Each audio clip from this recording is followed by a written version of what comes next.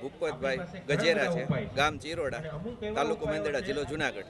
અમે અત્યારે અહીંયા મેંદરડાની અંદર પશુ દવાખાનાનું ઓપનિંગ થવા જઈ રહ્યું છે અને એ બળદ આપણા ખેતી માટે શું ઉપયોગી છે એની મહત્તા સમજાવવા માટે આજે અહીંયા બધા ખેડૂતો ભેગા થયેલા છે. બીજું, આ જે દવાખાના દ્વારા અમારા જે ગાય, ભેંસ, બળદ નામના જે પશુઓ છે તેની જે સારવાર તાત્કાલિક થાય એટલા માટેનું આ દવાખાનું છે. બીજું, એની અંદર થતા રહેલા જે રોગો છે તેની પણ તાત્કાલિક આવી રીતની લેબોરેટરી થાય અને તાત્કાલિક એની સારવાર મળી રહે એટલા માટે આ અમારે દવાખાનાનું ઓપનિંગ થવા જઈ રહ્યું છે. આના દ્વારા એવું લાગે કે આપણા જે પશુઓ છે એની સારવાર બહુ વ્યવસ્થિત થશે.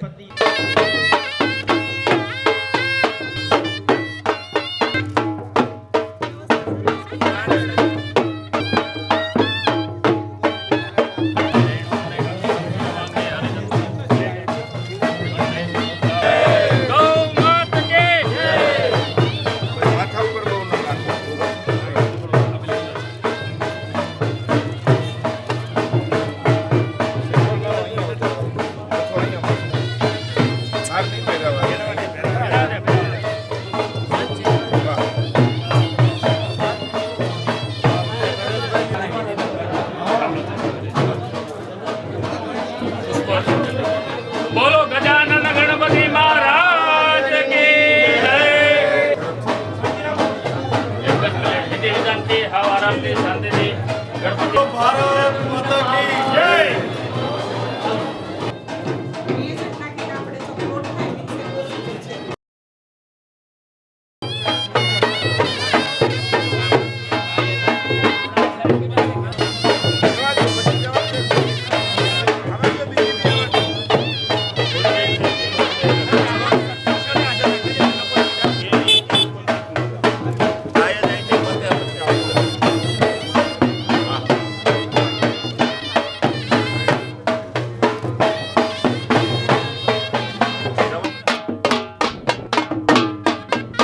સીધા દીપ પ્રાગટ્ય માટે પાનારા સાહેબ બધાને વિનંતી છે.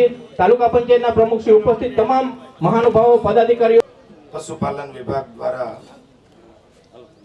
આજના પશુપાલન ભવનના લોકાર્પણ અને મેંદરડા તાલુકાના ખેડૂત શિબિરના કાર્યક્રમમાં ઉપસ્થિત સૌ કૃષિ મિત્રો અને મેંદરડા જે વાત કરવામાં આવી છે એ આપના જીવનમાં આપ સૌ ઉતારી અને પ્રાકૃતિક ખેતી તરફ વળવા માટે હું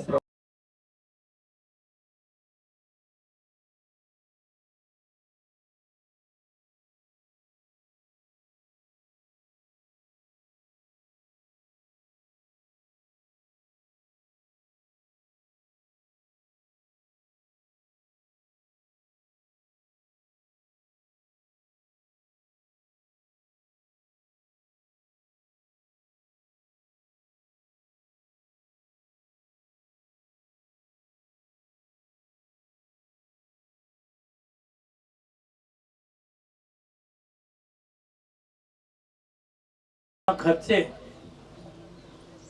આ તાલુકાના પશુ દવાખાનાના નવા મકાનનું લોકાર્પણ થયું, જેના કારણે લગભગ 28 જેટલા ગામો અને 15 જેટલા નેસ એના પશુપાલકોના પશુઓને અહીંયા સારવાર માટેની કામગીરી થવાની છે અને આના પરિણામે એક સારું અદ્યતન મકાન બનતા પશુપાલકોને એનાથી ખૂબ ફાયદો થશે.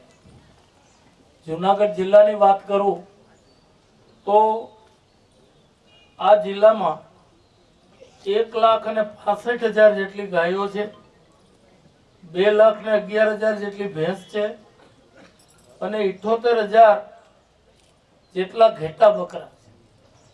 સામાન્ય રીતે પશુપાલન એ તો ખેતી સાથે સંકળાયેલો વિષય છે. એટલે એક તો જે ખેડૂતો ખેતી કરતા હોય, પોતાની ખેતીની જમીન હોય, એ પોતાના ઘરે ગાય, ભેંસ, બળદ એનો ઉછેર કરતા જ હોય, સ્વાભાવિક છે. પણ બીજા પશુપાલકો કે જે જમીન વિહોણા પશુપાલકો છે, દાખલા તરીકે ઘેટા બકરા વાળા, નેસમાં રહેતા માલધારી ભાઈઓ, એટલે આવા લોકોના પણ પશુપાલન ઉપર એનો જીવન નિર્વાહ ચાલતો હોય છે અને આવા પશુઓને યોગ્ય સારવાર મળી રહે એના માટે સરકાર દ્વારા પૂરતા પ્રમાણમાં વ્યવસ્થા કરવામાં આવી રહી છે.